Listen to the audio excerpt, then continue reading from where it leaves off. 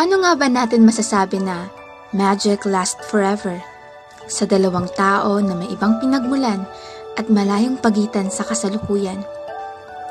Isang artista at isang walang pangalan sa mundo ng industriya. Hadlang nga ba ang magkabilang mundong kanilang ginagalawan para ipagpatuloy ang kanilang pag-iibigan? Marcos, tama pa ba itong ginagawa natin? Na nagsisinungaling tayo sa mami mo at sa ibang tao na may relasyon tayo? I know, this is too hard for both of us. But, we'll fix this. Trust me, my love. You know naman diba how much I love you?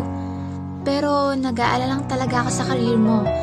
Kasi pag ako maging dahilan ng... I've been all the glitter since I've become an artist.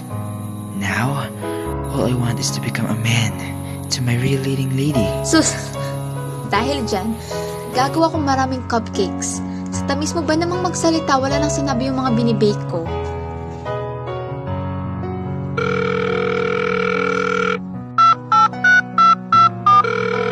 Marcos, what the hell is happening? You've been the center of all news here in Thailand because people linking you with that average woman. Mom, Joey is really something I can't explain. And I shouldn't have to explain everything you must do against all the accusations. I can't risk her. Fans should have understand the difference between love team and real life relationship. You are now totally insane.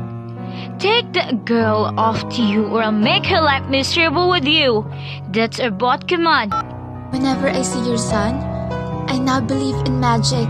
Sari's cupcake changed into happy I ones. guess you wanted all the money and be famous, aren't you? But I won't take it any longer. Leave my son alone. Ma'am, Here, buy anything you want and vanish. Where is Joey's stuff in the cabinet? She must be living because she realized that this world doesn't belong to her. Or all the magic get faded. Joey is not the person you think she is. Follow your heart. Follow my heart.